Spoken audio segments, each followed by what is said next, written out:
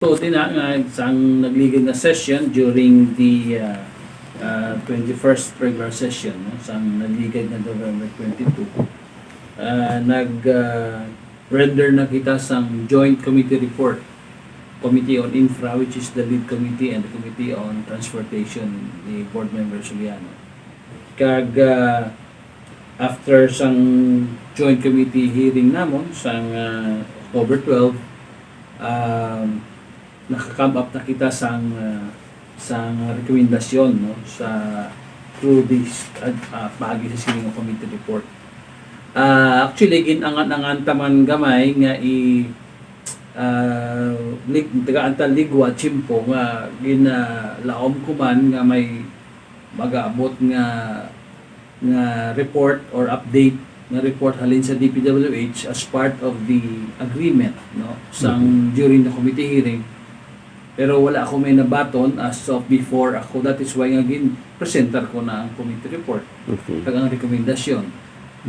So ang una actually nga ang recommendation sa joint committee report is i-request ang Bureau of Design sa Department of Public Works and Highways sa Central Office to come up with an ideal design, no, kag i-factor in ang tanan nga geological finding nila sa aton ini nga may ongka flyover, no, nga may displacement ang tatlo ka piers, no, ginahambal nila. So I tend to personally visit makadto sila dire kag lantaw nila not only the ongka flyover kag ang tatlo pagid nga ongoing nga mga flyover projects, no, sa probinsya kag syudad sa Iloilo.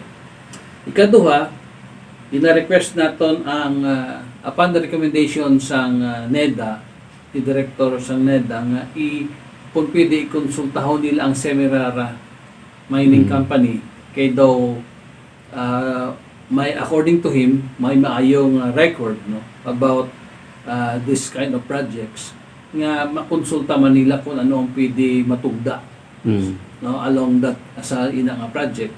Kag idugangan ang grouting equipment, Okay. no, sang IBC, sang contractor para mas mapadasig pagid kung ang grouting technique or intervention kung amo gid man ina ang pag-rekomendar sang Central Office sang Bureau of Design. Kag ang ikatatlo nga nagayo kita sa DPWH sa Regional Office sang Public Works nga kung pwedeng makahatag sang regular update sang informasyon about what's going on. I mean, as I was saying earlier nga nagka-anak ako kay we have also to understand, although it's not an excuse, pero nagyan kita ni Paeng, Yes.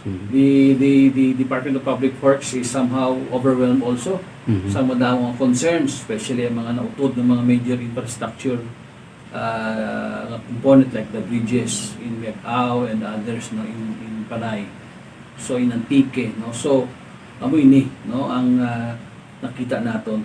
Kag ang ikadugang pagit sini nga ang findings kag investigation sa Bureau of Design kung anong rekomendasyon to rectify defect, no. So ini ang mga kaundan kag ini actually amendatory recommendation man ni board member Jun Mondejar. Thank you very much Jun, no, sa imo man nga pag so iyang tugda panugdaon. So amoy na Bert ang kaundan sang aton committee report nga ginplaster na naton sa plenary kag unanimously seconded man or ginupdan sa aton mga kaupod sa sanggunian.